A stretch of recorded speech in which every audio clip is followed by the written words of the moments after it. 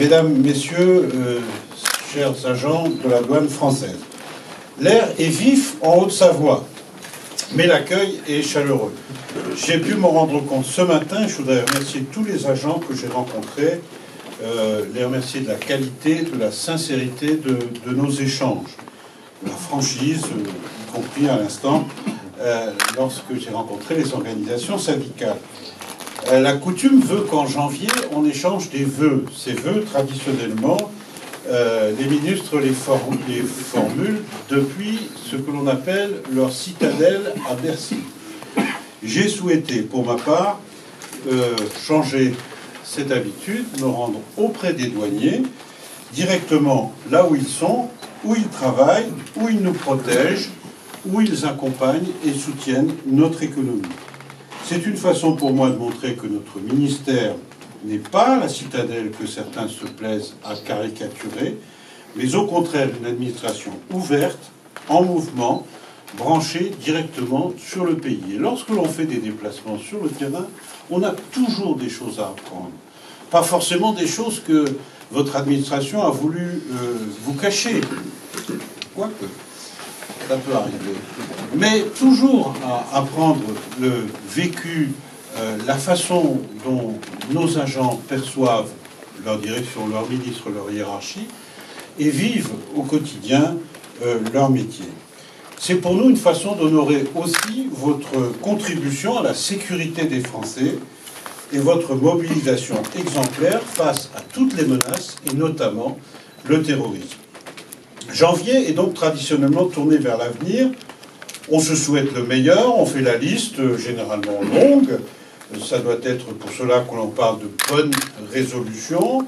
On fait la liste des projets, des dossiers à boucler d'ici le 31 décembre. Cette fois, pourtant, le virage de cette année a un goût amer. Nous avions hâte de quitter 2015, marqué par des événements tragiques liés au terrorisme. Mais nous avons finalement du mal à détourner les yeux de la violence qu'elle a portée l'année 2015 et de la douleur dans laquelle elle a laissé de trop nombreuses familles. La communauté douanière a d'ailleurs payé un lourd tribut à 2015. Deux de vos jeunes collègues en poste à Paris, Anne-Laure Armébon et Cécile Coudon-Pécado de Lille, ont été lâchement assassinés dans les attentats de Paris le 13 novembre dernier. Nous ne les oublions pas. Pascal Robinson, quelques jours plus tard, de la direction des opérations douanières de Marseille, tombé dans l'exercice de ses fonctions au cours d'une intervention de lutte contre le trafic d'armes. Ces événements dramatiques nous rappellent la barbarie à laquelle nous sommes confrontés et la nécessité de prendre des mesures adaptées, proportionnées. Je rappelle aussi la sensibilité et l'exigence de vos métiers. On n'est pas douanier par hasard, on l'est par vocation. Ce matin, j'ai senti beaucoup de mobilisation, d'engagement de la part des équipes de Ferney-Voltaire, l'équipe de l'aéroport, des équipes de Saint-Julien.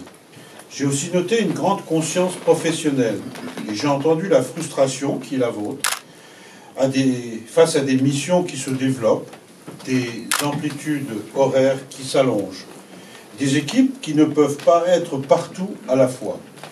En frontière, on ne peut pas couvrir plus de points, plus longtemps, avec les mêmes effectifs. Je me rends régulièrement dans les services, pas seulement dans la région du Léman, mais dans toute la France.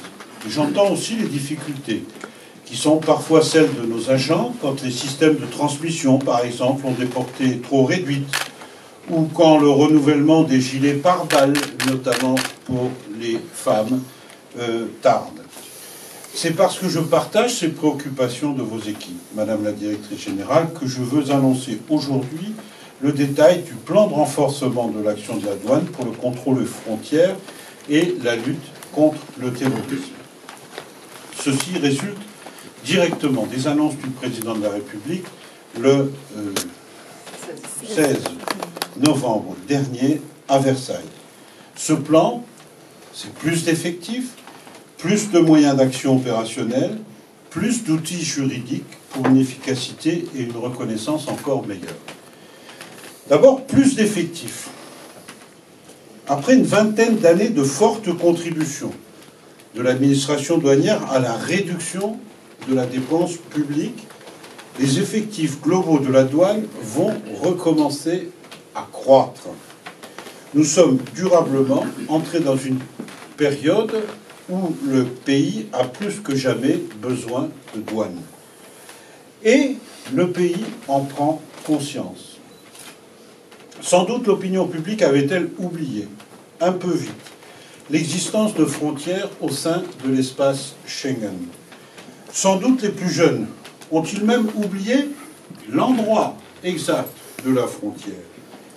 Mais les citoyens en appellent aujourd'hui à votre protection et nous allons vous donner des moyens pour y répondre.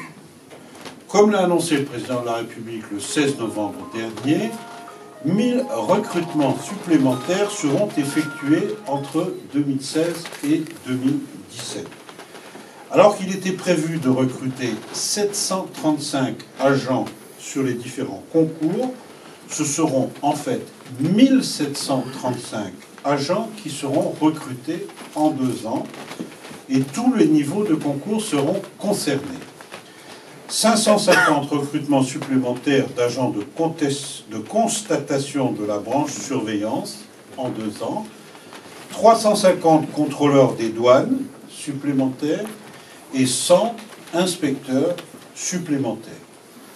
Tous les nouveaux agents recrutés bénéficieront, dans le cadre du cursus traditionnel des écoles de la douane, d'un module de formation spécifiquement dédié aux enjeux, à la collecte et à la transmission du renseignement en matière de terrorisme.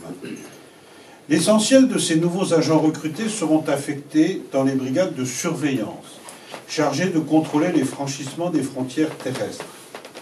L'objectif est de préserver la capacité des services douaniers, en cas de crise majeure, à réarmer le dispositif de contrôle des flux frontaliers de personnes, y compris les flux intracommunautaires, sans nuire à l'exercice de leurs autres missions. Les brigades chargées des contrôles de sûreté ferroviaire feront également l'objet d'une attention particulière, de même que les services de ciblage locaux, tels que la cellule de levée de doute portuaire du Havre ou les unités en charge de l'aéroport de Roissy. Toutes les directions interrégionales métropolitaines bénéficieront de ces renforts d'effectifs. Mais l'outre-mer ne sera pas oublié puisque la Réunion bénéficiera de renforts, de même que la Guyane où je me suis rendu en mai dernier. Plus de la moitié des brigades de contrôle, 97 sur 184, verront leurs effectifs augmenter grâce au plan de renforcement de l'action de la douane. La directrice générale donnera plus de détails la semaine prochaine, ce sera possible d'heure en heure, aux organisations syndicales de la douane. Ici, dans l'interrégion de Lyon, ce sont 38 postes supplémentaires en 2 ans. C'est presque 6% d'effectifs en plus pour la branche surveillance. Les 2/3 de ces renforts bénéficieront à la direction régionale du Léman. L'interrégion de Bordeaux bénéficiera de 46 postes supplémentaires, celle de Roissy 54, Lille 90, Dijon 38, Marseille 52, pour ne citer que quelques exemples. Comme ils m'ont pas mis Metz, j'ai regardé, c'est 83. La répartition des renforts entre les interrégions tient bien sûr compte des enjeux, de l'état présent des forces et du nombre de points de passage frontaliers tenus par la douane. Plusieurs services à compétence nationale seront aussi renforcés. Ainsi, la capacité de la DNRED à assurer une veille sur Internet seront accrues. Les effectifs du service cyberdouane seront quasiment triplés pour explorer le Darknet. Je ne sais pas ce que c'est, mais ça va être grave avec un nom pareil. Non, je sais ce que c'est quand même. Hein. J'ai vu sur place quand on a été visiter le Gold.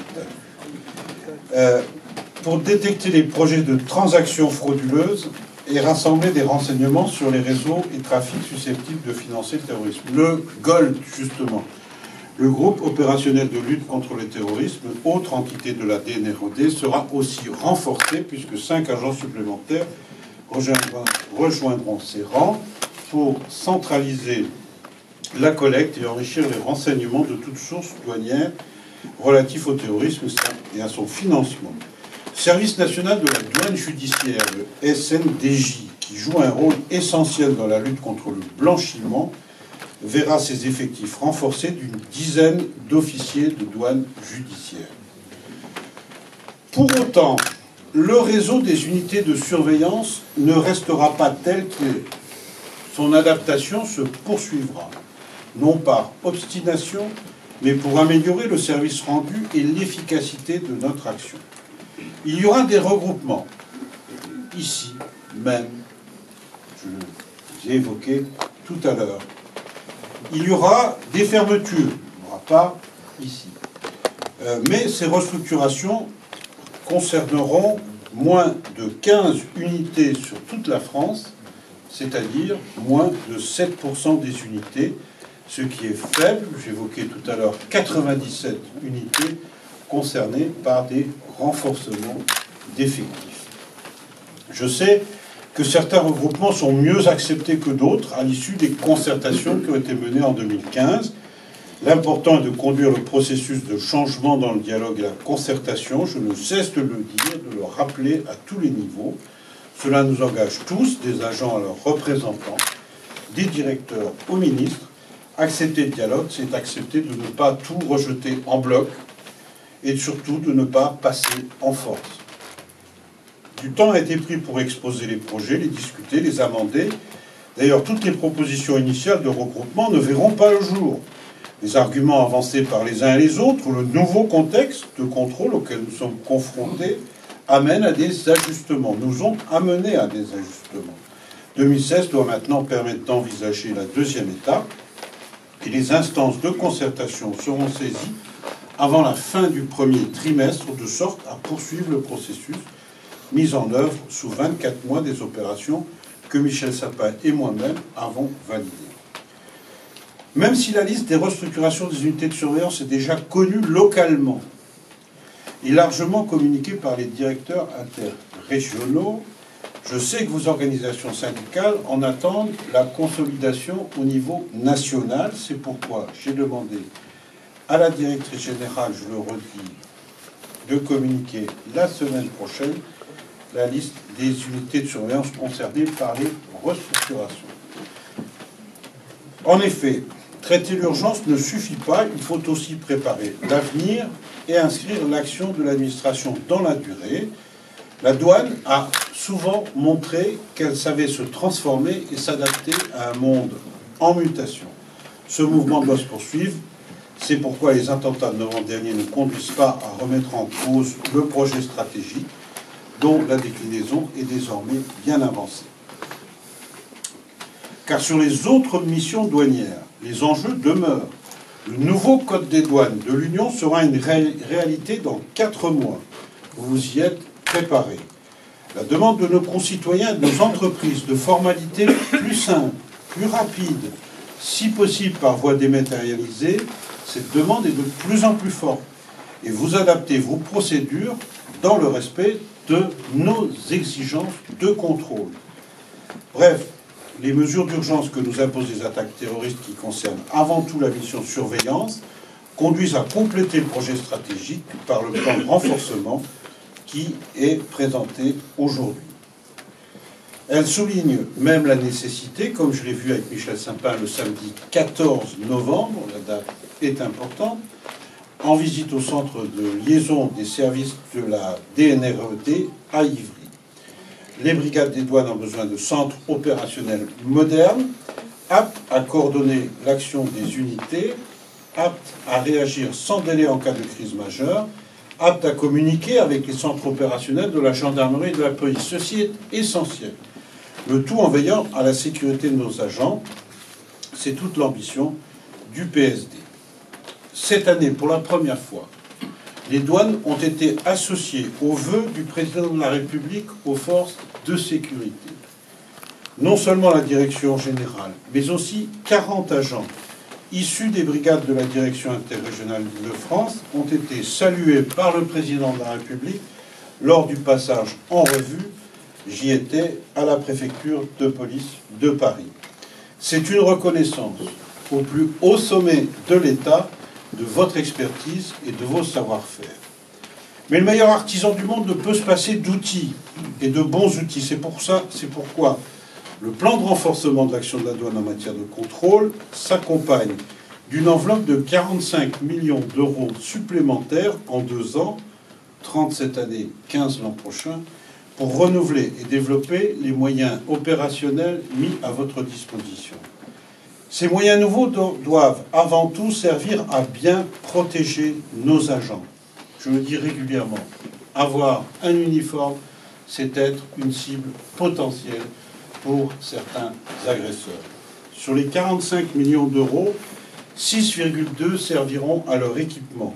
Il s'agira d'abord de doter du matériel nécessaire, bien sûr, les nouvelles recrues, habillement, gilets pare-balles, individuels, armes et élargissement du parc de véhicules et de motos. Mais il s'agira aussi de donner aux unités de surveillance terrestre de meilleures capacités de riposte. Des armes longues, pistolets mitrailleurs, seront déployés dès cette année dans les brigades de contrôle terrestre, à raison de 3 armes par brigade pour plus d'une centaine de brigades. C'est une mesure attendue des agents qui fera l'objet d'une expérimentation dans une dizaine d'unités. Les brigades de Ferney et de Vallard pourraient d'ailleurs en faire partie. Les gilets de protection spécifiquement adaptés à ces matériels seront également budgétés. De nouveaux équipements d'interception, en particulier des hertz de nouvelle génération, seront aussi déployés en 2016. Bien protéger les agents, mais aussi mieux coordonner leurs interventions. Toute gestion de crise exige que les unités de terrain disposent de moyens de communication performants entre elles, mais aussi avec leur centre de commandement. J'ai constaté moi-même, lors d'un déplacement dans le Nord, que la performance de nos moyens radio n'est pas toujours, c'est un euphémisme, tout à fait au rendez-vous. Les brigades de surveillance seront donc progressivement dotées de nouveaux moyens de communication qui s'appuieront sur le réseau INPT du ministère de l'Intérieur. Par ailleurs, la modernisation des centres de liaison engagés depuis 2 ans sera accélérée pour parvenir rapidement à la constitution d'un réseau de CODT, les centres opérationnels douaniers terrestres, de haut niveau, couvrant l'intégralité du territoire. Leur rôle est d'assurer une coordination entre unités et administration. Je l'ai visité à Bordeaux, c'était le premier en 2015. 2 nouveaux centres verront le jour en 2016 à Lille et à Metz. 2 secteurs à fort enjeu frontalier et 3 autres en 2017. Je sais que votre direction interrégionale y réfléchit déjà. Le renforcement des moyens opérationnels passe par l'accès au meilleur de la technologie de détection. Une enveloppe de 15 millions d'euros est envisagée pour renforcer les capacités actuelles de la DGDDI en matière de détection des trafics illicites. Il s'agira d'une part de poursuivre l'acquisition et l'installation des lecteurs automatisés de plaques d'immatriculation, ce sont les LAPI, Madame la députée, qui jouent un rôle essentiel pour repérer et aider aux opérations de poursuite sur route de personnes soupçonnées d'actes illégaux. D'autre part, nous allons approfondir notre réflexion, notre équipement, dispositifs de contrôle dits non intrusifs, principalement dans les ports, les aéroports et les services traitant du fret express et du fret postal. Je pense notamment aux appareils, vous savez ce que c'est, moi pas, de détection RX, très attendus par les agents. Enfin, l'investissement informatique ne sera pas oublié au sein de cette enveloppe. 16,4 millions d'euros y sont consacrés en 2 ans, tant pour le programme Passengers Name Record, PNR, bien connu maintenant, grâce à l'action de la France pour obtenir sa réalisation au plan européen. Bernard Cazeneuve y a joué un rôle fondamental. Je rappelle que c'est la douane qui est chargée de mettre en œuvre le PNR, si tant est que l'entreprise qui a été choisie arrive à faire son travail dans les délais attendus. S'agissant du PNR, on voit à quel point il nous est nécessaire, pour exploiter les données détenues par les compagnies aériennes, j'ai pu mesurer l'efficacité des systèmes d'échange d'informations sur les passagers aériens lors de notre visite à Ivry, quelques heures seulement après les attentats. Notre outil préfigurateur de PNR ne concerne pas encore toutes les compagnies, et le savoir-faire de nos agents avait déjà permis de transmettre des informations cruciales aux enquêteurs. Je peux ici en dire davantage. Un effort particulier sera donc porté sur le renforcement de ces systèmes d'information, et les crédits supplémentaires permettront de créer diverses applications spécialisées qui viendront compléter votre arsenal logiciel. Troisième point et dernier, je vous rassure, 1000 agents supplémentaires et 45 millions d'équipements nouveaux. Le plan de renforcement prévoit également de fournir, mesdames, messieurs les parlementaires, des outils juridiques inédits. Ils porteront en premier lieu sur la lutte contre le trafic d'armes. Ainsi, la douane prendra une part active au plan interministériel armes, un véritable plan d'action contre le commerce illicite des armes à feu, munitions et produits explosifs est en cours de finalisation afin de dynamiser l'action de la douane en la matière. Et la DGDDI participera à la création, avec le ministère de l'Intérieur, de la Défense et de la Justice, d'un service national de coordination du contrôle des armes qui mettra en cohérence les différentes politiques publiques en la matière. En outre, des améliorations du droit devront permettre aux services douaniers spécialisés de mieux identifier et mettre en cause les individus qui achètent ou vendent des armes sur Internet. Il sera donc proposé dans le cadre du projet de loi de lutte contre le crime organisé et son financement, l'efficacité et les garanties de la procédure pénale pour étendre les procédures de surveillance, d'infiltration et de ce qu'on appelle le coup d'achat. J'ai demandé ce que c'était, se faire passer pour quelqu'un qui veut acheter, pour piéger évidemment les revendeurs. Actuellement interdit pour nous, et nous proposerons de pouvoir autoriser les services à mettre en œuvre ce type de procédure. Ceci pour les armes à feu et pour les explosifs, bien sûr. Une autre modification législative sera étudiée dans le même texte pour permettre aux agents de la cellule cyberdouane d'effectuer des enquêtes sous pseudonyme sur Internet. Quant à la lutte contre le délit de blanchiment douanier, nous adapterons le Code des douanes pour assouplir la charge de la preuve concernant l'origine des fonds. Cette disposition est incluse dans le projet de loi relatif à la lutte contre le financement du terrorisme. Il appartiendra à l'infracteur de prouver que les fonds qu'il transporte sont d'origine illicite. Cette proposition rendra plus efficace l'action des agents de la douane et celle du SNDJ en phase judiciaire, ainsi que le traitement de la chaîne pénale sur le sujet. Pardon d'être technique, mais ces dispositions législatives sont bien connues des parlementaires. Sur ce sujet, bien qu'il ne s'agisse pas d'une disposition de nature juridique, je souhaite également citer le fait que la brigade de Valar disposera prochainement d'un chien formé à la détection des billets de banque, ce qui ne filmera personne à la frontière suisse.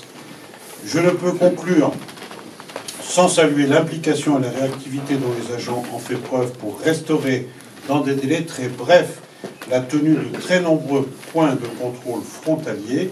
Je l'ai constaté à diverses reprises sur le terrain et je continuerai à le faire.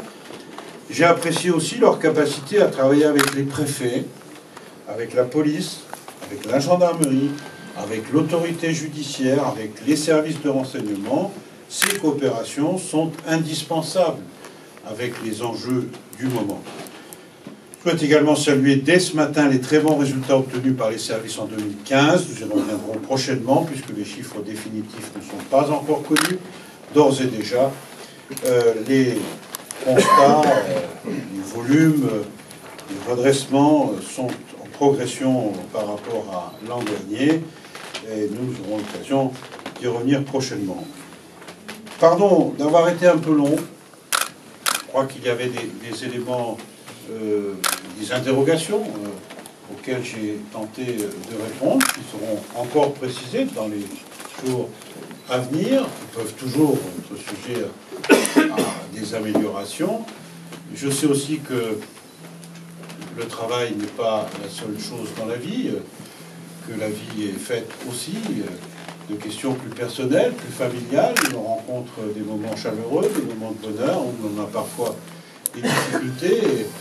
Et je souhaite à chacune et chacun d'entre vous, on peut encore le faire avant la fin du mois, des réussites personnelles, des bonheurs personnels, autant que de satisfaction professionnelle, en ayant conscience que des efforts ont été demandés. Ils ont été demandés depuis quelques années en termes de réduction d'effectifs. Cela s'estompe aujourd'hui. Ils ont été demandés à l'occasion des récentes remises en place de surveillance renforcée aux frontières. Et je suis conscient des efforts, parfois y compris personnels, sur le temps de repos, sur les temps de fête de fin d'année, les conséquences que cela a pu avoir. En tout cas, je vous souhaite une excellente année 2016. Merci.